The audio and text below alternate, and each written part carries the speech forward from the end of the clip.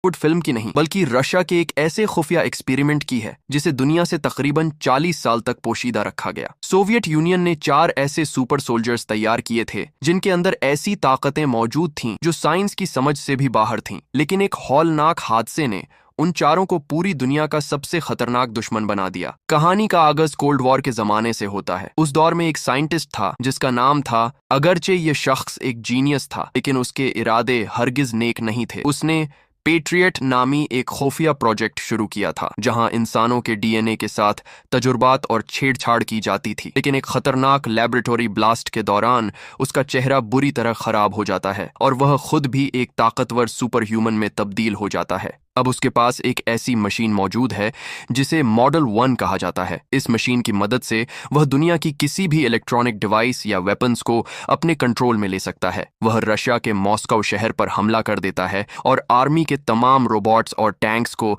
अपना गुलाम बना लेता है। अब पूरे मुल्क में तबाही फैल चुकी होती है और कोई भी वेपन ऑगस्ट के खिलाफ काम ही नहीं कर रहा होता। जब गवर्नमेंट को यह एहसास होता है कि ऑगस्ट को रोकना तकरीबन नामुमकिन हो चुका है तो वह एक पुरानी फाइल दोबारा खोलती है जिसका नाम पेट्रियट होता है। यह मिशन मेजर एलेना को सौंपा जाता है। एलेना उन 4 हीरोज को ढूंढने के लिए निकल पड़ती है जो गुज़िश्ता कई सालों से दुनिया की नजरों से गायब हैं। सबसे पहले एलेना अर्मीनिया के बर्फ से ढके सर्द और वीरान पहाड़ों का रुख करती है। वहां एक पुरानी और शिकस्ता बिल्डिंग में उसे एक ऐसा शख्स मिलता है जिसके चेहरे पर बरसों की तकलीफ साफ नहीं बल्कि गुज़िश्ता 40 साल से यहाँ एक सन्यासी की तरह जिंदगी गुजार रहा है ताकि दुनिया की नजरों से छुपा रहे। एलेना उसे बताती है कि पेट्रियट प्रोजेक्ट को एक बार फिर फाल किया जा रहा है क्योंकि ऑगस्ट ने मॉस्को पर अपना कब्जा जमा लिया है। यह खबर सुनते ही लैरिस की आंखों में खौफ और गुस्सा दोनों एक साथ नुमायां होने लगते हैं। शुरू में लैरिस साफ इनकार कर देता है। वह कहता है कि वह यह सब कुछ बहुत पहले छोड़ चुका है। लेकिन कुछ देर बाद